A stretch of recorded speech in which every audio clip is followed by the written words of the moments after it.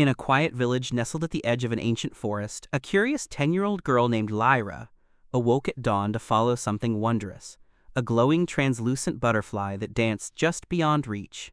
It led her to the top of a mossy hill. At the top of a mossy hill, Lyra found something strange and ancient, a towering tree whose roots glowed cyan, spiraling like lightning across the forest floor. Embedded in its base was one half-buried axe. When Lyra reached out, a sudden breeze swelled around her. The axe whispered, not in words but in feelings, memories, and her name. It had chosen her. The axe egret revealed to her a truth. The forest was ill. A creeping blight had begun to poison its roots, steal its color, and silence its magic. The only hope was to awaken the guardian tree at the forest's heart. Egret could channel that ancient magic, but only someone pure of heart could wield it. Without hesitation, Lyra accepted Dot as she ventured deeper into the forest, and soon she met 3 unlikely companions. Hoot, an owl with wise golden eyes, Fizz, a shy baby dragon, and Nip, a squirrel. They pledged to guide her through the 3 trials of nature left behind by the forest's oldest protectors. The first trial, LED, Lyra high into the treetops where a rainbow bridge shimmered in the air, beautiful but broken. Her friends watched anxiously as Lyra stepped forward. The bridge would only appear when she trusted it. At first she hesitated, but with each leap of faith, the rainbow light formed beneath her feet.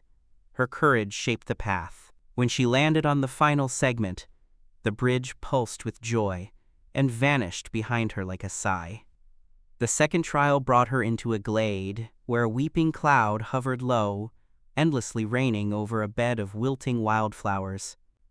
Lyra knelt beside the flowers and raised a broad leaf as an umbrella. She smiled gently, shielding them from the cold rain. The rain thinned, the flowers bloomed. A golden light filled the glade as the cloud smiled back and drifted away, leaving joy in its wake. The third trial, LED her into a living maze of brambles and glowing purple vines. Panic crept in, but Egret whispered again, "Trust your pattern." Lyra realized her path was marked by glowing green footprints. She moved forward through the maze. When she reached the golden-lit exit, the vines gently curled aside in approval.